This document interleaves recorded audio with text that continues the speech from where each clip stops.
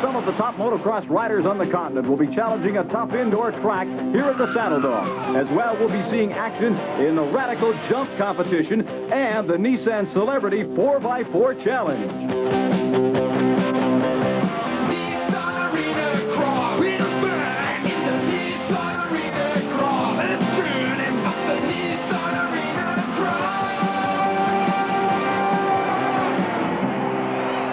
Pick up the action in the Nissan Stampede Arena Cross with the first semifinal. Joining me now is Cam McRae, my co-host and analyst for today's event. Cam, describe the course for us and how it compares to outdoor tracks.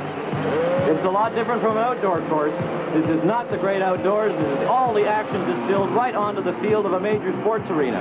Off the start, they've got a short straight over a small jump. Then they go through the whoop-de-doos into a hairpin that swings them around again. And they're heading back in the opposite direction into two tight left-hand turns that brings them up to the mountain. Watch here, we're going to see some riders get tremendous air off of this jump. Tight through, banging against the berm, high over the double jump, and funneled back onto the start-finish straight again. Incredible. And Cam, this first semifinal features somewhat of a local hero in these parts. Ross Rollerball Peterson is his name, wearing bib number 1. And he hails right from here in Medicine Hat, Alberta. Ross is more than a local hero. He's the Canadian champion and a constant threat on the international motocross circuit. He'll have his hands full tonight with the likes of Jeff Hicks from Atwater, Ohio, wearing number 22. And right now, Hicks holds the lead over Peterson. The top 5 riders, remember, from this semi will move on to the main event final where they'll meet 5 riders from semifinal number 2 and 2 riders from the last chance qualifier. It's looking very much like a two-man race now as Hicks and Peterson pull away from the rest of the field. And way back in third right now is Gay DePillo from Northridge, California, wearing number 96. There was a little trouble there for Jeff Hicks. That should give Ross Peterson some valuable time back. He tries to close the gap.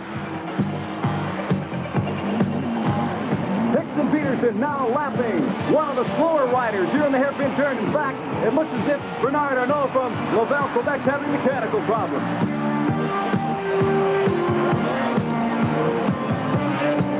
Earlier, we talked to Jeff Hicks about how the Canadian racing scene differs from what goes on south of the border. Well, I think the difference is that we've been riding a little bit longer down in the United States, and our technique is, we've been doing it a little bit longer, so it's a little bit better. But the Canadian riders get better and better every time I come up here. I've been coming up here for 3 years.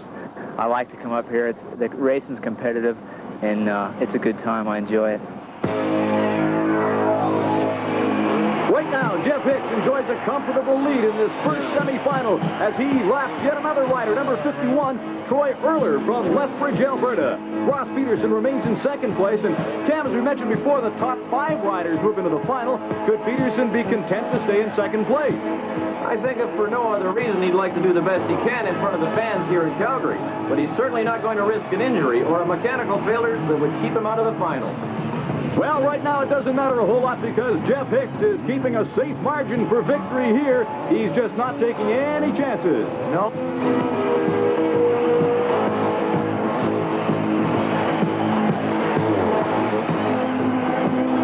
How does bike performance play a part in a rake like this, and what are the variables?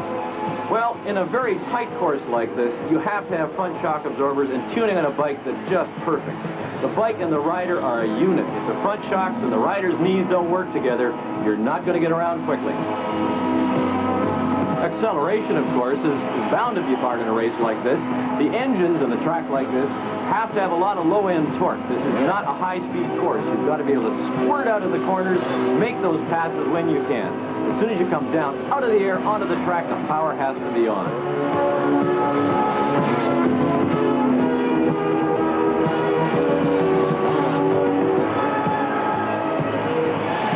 Number 22, Jeff Hicks is in the lead. Rollerball Peterson of Alberta is in second place.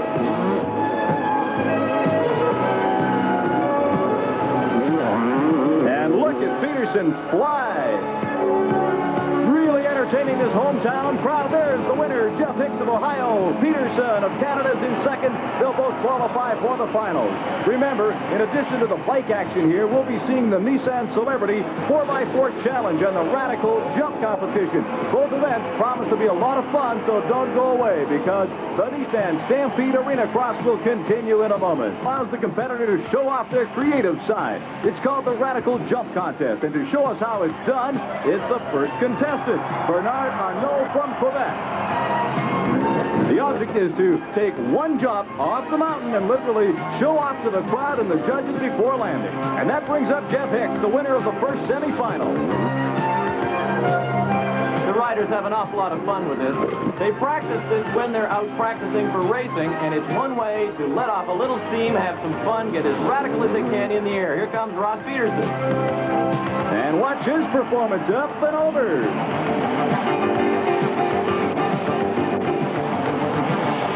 Here comes the man that will be a definite threat to the rest of the field in the semifinal coming up, Jim Hawley from Northridge, California. Lots of air, waving to the crowd, both feet stuck out, and a nice landing. Smooth performance. Pretty fancy stuff. Now another local rider, Rooney Hughesby from Black Bulls, Alberta. Here goes number 999. Up and right off the bike. He's off the bike at the top of that jump. He's landing beautifully. What an incredible Maybe show. good enough to take first place with this last competitor to go, Darren Chiruga, right here from Calgary.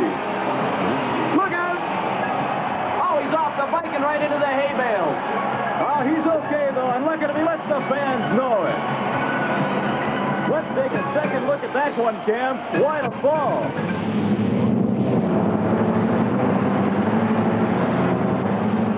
Our colleague Howard Glassman is with Darren now at the start area. Darren Chiruga, Mr. Radical Jump, 85. Can you tell us what you were doing out there? Well, actually, the second jump there, I kind of lost control of my bike, and I was reaching for the bars. They were a little too far down. I thought I could save it, and I think I hit a hay bale there and went over the bars and landed on my head and stuff, but the crowd loved it. Now, what were you trying to do? I was trying to throw it sideways, take my feet off the pegs, both hands off the bars, and do what we call the cobra, like this. But I noticed the bars were diving towards the ground quick, so I had to reach for them, and I didn't grab them in time, and I bit it. The second semifinal ready to get underway here at the Calgary Saddle Dome as the Nissan Stampede Arena Cross continues. The top 5 finishers from this heat will move on to the main event.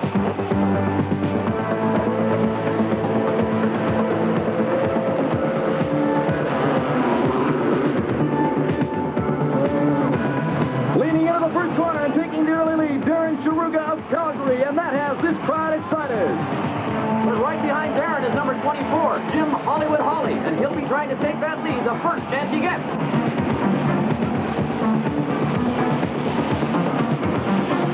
Heading towards the mountain, it's Chiruga in first, followed by Hawley, and the number 2, Doug Hoover of Mount Albert, Ontario, in third spot. Damn, that start obviously important. Very important in Supercross. What we have here is a very tight course. You've got to get away quickly.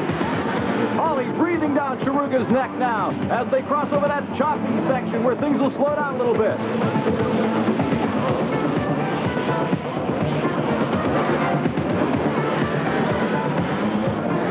Chiruga in the lead. Hawley right behind him.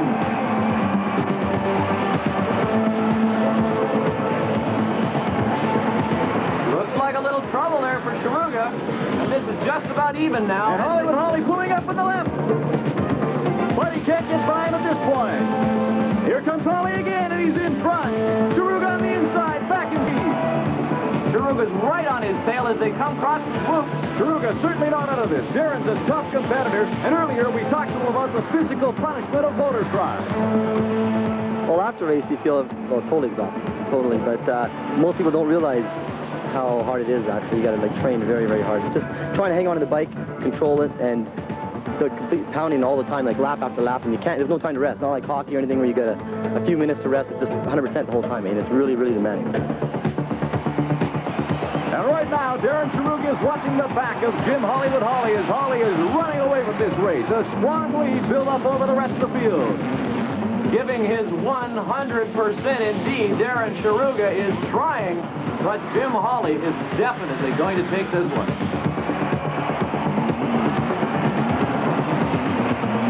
You know, Cam, it takes hundreds of truckloads of dirt to create this course, and our hats are certainly off to the crew that spent a good 24 hours here at the Saddle Dome setting this up. It's a pretty good course.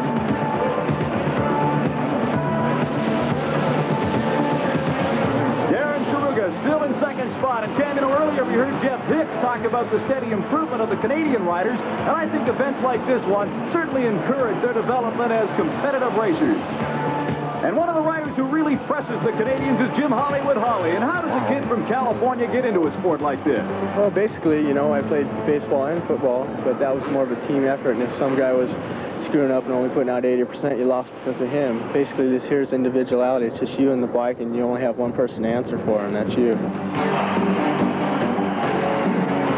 As he takes the green flag indicating 1 lap to go in this semifinal, it looks as if Jim Holly must answer to no one in this race.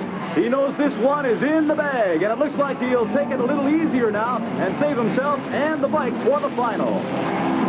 No question about that. Now he can back off a little bit to 80%, as he mentioned earlier, but this time, it's for real. Here he comes. Jim Holly advances to the main event.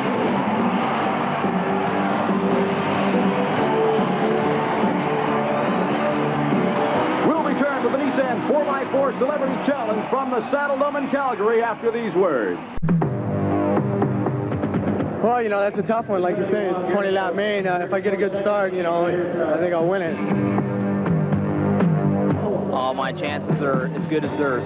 I feel real strong. I think the start's going to be the most important thing. Jim Holly and Jeff Hicks, winners of the 2 semifinals, will meet the challenge of each other now. And from Ross Roller Paul Peterson from Medicine Hat, Alberta, a favorite with the crowd here in the Calgary Saddle Dome.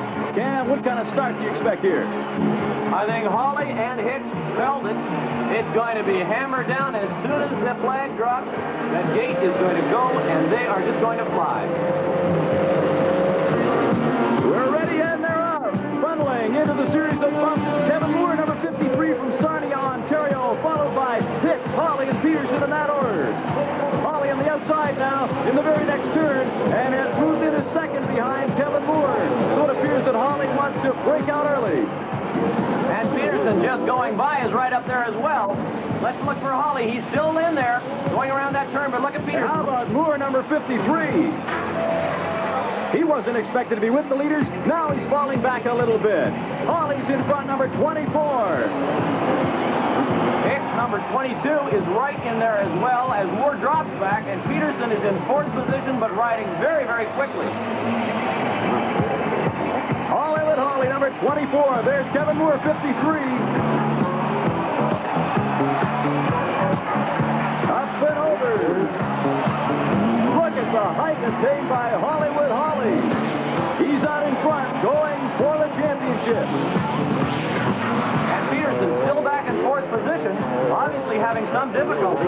But Jim Holly riding very, very quickly, very smoothly. He's got the bike, the motor, and the riding. Watch him fly. We've got the camera on him right now as he comes at you, up in the air and gone. Number 24, Jim Holly, the leader here. In second place, Moore, look out on the inside. There's Peterson trying to catch up. Hicks on the outside trying to take over second place. Moore is doing a tremendous job. Beautiful riding, holding off Hicks and Peterson at the same time. A 4-man race led now by Jim Holly. And we'll be back with the final laps of the Nissan Stampede Arena Cross. 10 laps left in the final event. And still out in the lead, it's Jim Holly. He's followed by Jeff Hicks and then Ross Peterson.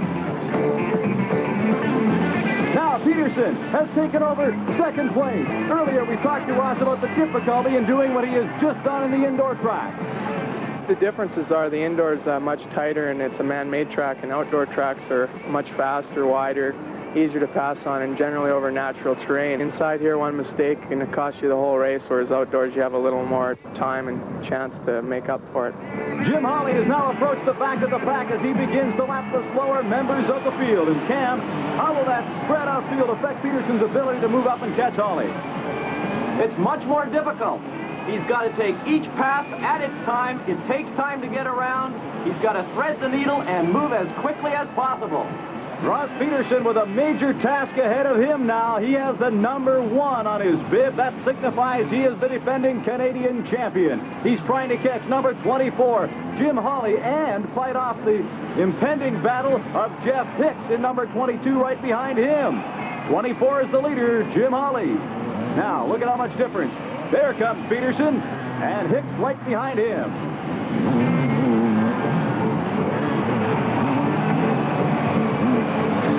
Ross Peterson holding on to second place by a slim margin as Jeff Hicks stays close behind. 7 laps to go. In first is Jim Hawley, who earlier seemed to think that he'd have a strategic edge on this course. Well, what it is there's a section of 3 jumps, and the first one's sort of maybe 2 foot. The second one is 3 foot, and the third one is about 4 foot. Most of the guys are hitting the first one and clearing the second one. Well, I'm rolling over the first one and hitting the second one and clearing the third one. Therefore, it makes it, when they hit the third one, they're jumping up really high because it's a 4-foot jump. Well, I'm just barely skimming over it and landing on the backside so I can get the power back down to the ground. So hopefully that'll work out for me in the main. So far, it's worked extremely well for Jim Hollywood Hawley with just 3 laps to go, and he has an almost insurmountable lead.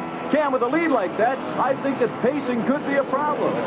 Does Hawley know how hard to push at this point? Is he aware of what's opening up behind him?